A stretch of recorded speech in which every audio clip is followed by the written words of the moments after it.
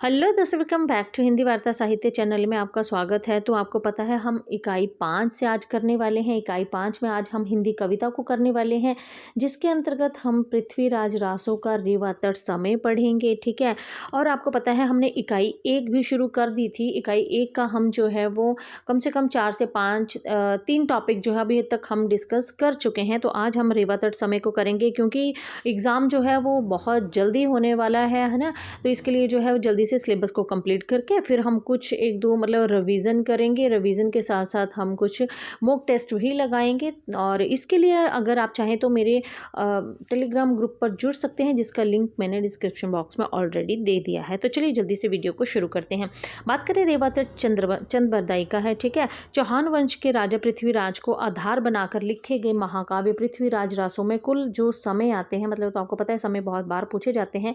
सर्ग जिसको कहते हैं ना रहते हैं। रेवा तट चंद्रबरदाई कृत पृथ्वीराज रासो का 27वां सर्ग है। कितना है? 27वां जो है ये सर्ग है। ठीक है। आप पढ़ते हैं कि रेवा तट में आखिर है क्या है। ठीक है। क्यों इसको जो है वो रेवा तट नाम दिया गया है।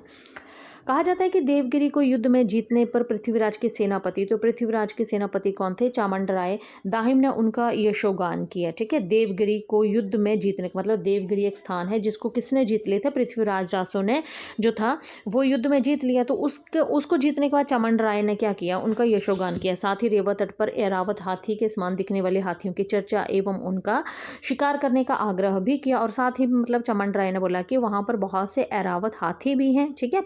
तो उनकी चर्चा भी की और साथ ही कहा कि हम उनका शिकार भी करेंगे। इस पर पृथ्वीराज चौहान ने चंद्रबरदाई से इन हाथियों के विषय में जानने की जिज्ञासा व्यक्त कर दी। तब अगर बात करें तो तब चंद ने पृथ्वीराज को ऋषि पालकव्य की कथा सुनाई। किसने सुनाई? है ना। हाथियों के बारे में जानना कौन चाहता था? चंद्रबरदाई हाथियों के बारे में जानना चाहते थे। ठीक है। चंद्रबरदाई से इन हाथियों के विषय में जानने की जिज्ञासा व्यक्त की। ठीक है ना। पृथ्वीराज चौहान ने बोला चंद्रबरदाई को कि मुझे आप इन हाथियों के बारे में बताओ। तब चंद ने पृथ्वीराज को ऋषि पालकव्य की कथा सुनाई। किसे सुनाई? किसकी कथा सुनाई? पालकव्य की कथा सुनाई। चामुंडराय ने पृथ्वीराज से शिकार पर चलने की बात कही। ठीक है। चामुंडराय ने कहा पृथ्वीराज को कि हम शिकार पर चलते हैं। बताया कि मार्ग में बड़े दांतों वाले हाथी एवं सिंह भी मिलेंगे। चामुंडराय ने कहा कि रेवा तट पर कस्तूरी मृग, कबूतर एवं अन्य पक्षी भी रहते हैं। दक्षिण दिशा का सौंदर्य और भी मनोहर है। तो यहाँ पर किस दिशा का वर्णन किया गया है? याद रखिएगा, यहाँ पर दक्षिण दिशा का वर्णन जो है वो किया गया है। तो इंपॉर्टेंट हो जाता है ये। ठीक है। दक्षिण दिशा का सौंदर्य भी मनोहर है। अतः पृथ्वीराज ने शिकार पर जाना तय कर लिया। रेवा तट पर शिकार के समय ही पृथ्वीराज को लाहौर के शासक चंद पुंडीर दाहिम का पत्र मिला। ठीक है। जिसमें लिखा था कि मारूफ खां और सुल्तान गौरी। ठीक है। कौन कौन आते हैं आपके? मारूफ खां और सुल्तान गौरी चौहानों के साम्राज्य को उखाड़ फेंकने के लिए धावा बोल रहे हैं।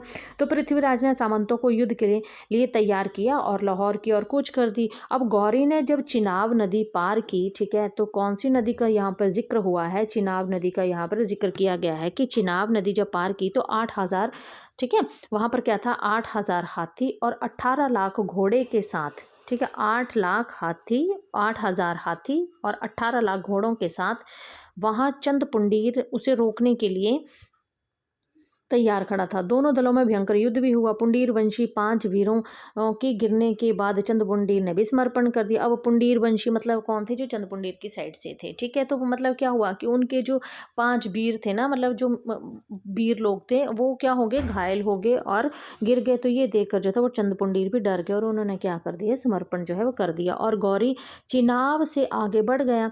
इसी समय पृथ्वीराज को दूत ने बताया कि मारूफ खां भी लाहौर से 5 कोस की दूरी पर आ गया है। ठीक है।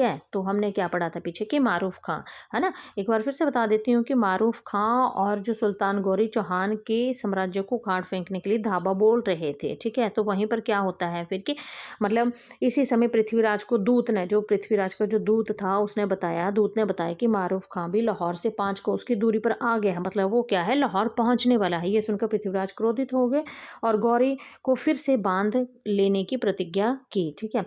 पंचमी तिथि मंगलवार को पृथ्वीराज ने गौरी गौरी पर चढ़ाई की, दोनों ओर से भयंकर युद्ध भी हुआ। समर सिंह, जैत पावर, चामंड राय, हुसैन आदि गौरी की सेना में छिन्न भिन्न कर रहे थे। तो ठीक है, इसमें नाम देखिएगा कौन कौन से आते हैं। समर सिंह आता है, जैत पवार आता है, चामंड राय आता है, हुसैन आदि है ना गौरी की सेना को छिन्न भिन्न कर रहे। पृथ्वीराज की सेना चक्रव्यूह बनाकर लड़ रही थी। पहले दिन सूर्यास्त के बाद युद्ध रुक गया। दूसरे दिन प्रातःकाल फिर युद्ध आरंभ हुआ। अप्सराएं देवलोक छोड़कर युद्ध भूमि पर आ गए और मरे हुए वीरों का वर्णन करने लगी। युद्ध चलता रहा और चौथे दिन तक पहुंच गया। चौथे दिन जो युद्ध कितने दिन चलता रहा, तो मतलब युद्ध जो है वो 4 दिन चलता रहा था। ठीक है, और चौथे दिन युद्ध में गौरी जो है वो कैद कर लिया था, तो चौथे दिन। और 1 माह और 3 दिन कारागार में रहने के बाद जब सुल्तान के अमीरों ने प्रार्थना की और मतलब अब इन्होंने क्या किया था कि गौरी को युद्ध में बंदी बना लिया था। तो गौरी कितने समय तक बंदी रहा था, तो 1 माह और 3 दिन। ठीक है, 1 माह और 3 दिन तक वो कारागार में रहा था। फिर जब वहाँ के जो सुल्तान मतलब जो अमीर लोग थे ना, जो उसके साथी थे, अमीर थे, है ना, उन्होंने उसे छुड़वाने के लिए कहा, प्रार्थना की, तो तब दंड स्वरूप मतलब तो उन्हें क्या हर्जाना देना पड़ा था, दंड स्वरूप 9,000 घोड़े। ठीक है, 9,000 घोड़े थे, 700 एराबी घोड़े थे, 8 सफेद हाथी, 20 ढालें, गजमुक्ता और अनेक माणिक्य दिए गए थे। तब राजा ने सुलह और शांति करके गौरी गजनवे को पहना उड़ाकर उसे जो था वो विदा कर दिया था। मतलब कितना टाइम उसके पास रहे थे, तो 1 माह और 3 दिन रहे थे। ठीक है, अब पिछली बार जो क्वेश्चन पूछा गया था, तो मतलब मुख्य रूप से कितने पैसे मतलब कितने रुपये दिए गए थे, तो 2500, है ना, तो ये भी आप याद रखिएगा, है ना। उसके बाद आगे क्या होता है कि आगे कहा जाता है, 1 मिनट कहाँ चला गया। हाँ जी, तो अब मोस्ट इम्पॉर्टेंट यहाँ से आता है कि जो रेवा तट के अंतर्गत जो आए हुए स्थान हैं उनको ज़रूर आप नोट कर लीजिएगा कि कंजुंज है जो कि कन्नौज में है, गजनी है अफ़गानिस्तान में है, दिल्ली को ढिल्ली बोला गया है। ठीक है, रंभा तथा मेनका ये अप्सराएँ हैं, देवगिरी है और लाहौर है। देवगिरी तो इसने जीत लिया था, लाहौर से वो युद्ध करने के लिए आए थे। ठीक है ना। और उसके बाद आगे आता है कि इन समय को आप ज़रूर नोट कर लीजिएगा। इसमें जो छंद प्रयोग किए गए हैं, तो देखिए वैसे भी पृथ्वीराज जो आपके आते हैं ना, इनका जो प्रिय छंद था ना, ये था इनका कवित। ठीक है, तो दूहा, कवित, अरिल, गाथा, साटक हो गया आपका। उसके बाद है कुंडलियाँ। ठीक है, फिर छंद कंठो शोभा, भुजंगी, छंद दंडमाली, छंद मोतीदाम, छंद रसवाला, है ना। तो ये मुख्य छंद जो है यहाँ पर प्रयुक्त किए गए हैं, पर जो आपने मेन रूप से याद रखना है, दूहा, कवित, अरिल, कुंडलियाँ, गाथा, है ना। कुंडलियाँ का प्रथम प्रयोक्ता कौन है, तो मैं आपको बता दूं, कुंडलियाँ के जो प्रथम प्रयोक्ता है वो गिरिधर राय को बोला जाता है। ठीक है, बच्चन ने कहा है ना।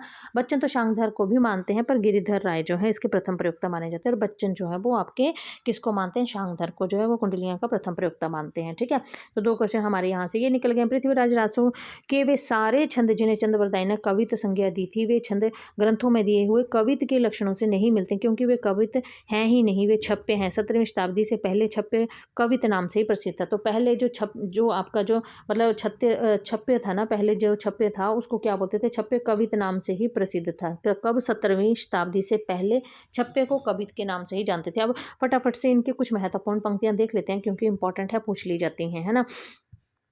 अगर बात करें तो कवित की, अगर यहाँ पे हम कहाँ पहुँचे थे, जी हाँ, हम पहुँचे थे पंक्तियों में कि देवगिरी जीते, तो देवगिरी से यहाँ से हम कुछ कीवर्ड्स ही लेंगे, है ना। देवगिरी जब आ जाएगा तो ये दूहा है इसमें। ठीक है, जीते सुबट आयो चामंड राय, जय जय नृप कीरति सकल कही कवि जिन गाई, मिलट राज पृथ्वीराज जो कही राव चामंड, रेवा तट जो मन करो तो बन अपुन गज झुंड, है ना। तो इसमें कौन सा है, तो इसमें दूहा है ना। तो दूहा है इसमें, याद रखिएगा, देवगिरी से दूहा आ जाएगा। ठीक है, द से देवगिरी, द से दूहा है, और ये पृथ्वीराज रासो की पंक्ति है। ठीक है, उसके बाद है कवित की अगर बात करें तो कवित छंद जो है वो बिंदु ललाट प्रसेद करथो शंकर गजराज, औरापति धरि नाम दियो चढ़ने सुर राज, दानव दल ते ही गजी रजी, उमरिया उर आनंद होई कृपाल हंस तनी संग वंगसी रची, है ना। तो इसको आप पढ़ लीजिएगा, देख लीजिए, इसमें जो है ये आपका कवित छंद आता है। ठीक है, उसके बाद अरिल की बात करें तो अरिल में क्या आता है, चारी प्रकार पिशति वन बारन, भद्रमंद नग जाति संधारण, पूछी चंद कवि को नरपति सरबाहन, है ना। तो ये जो है, या आप इसको भी देख लीजिएगा, अरिल को भी। ठीक है,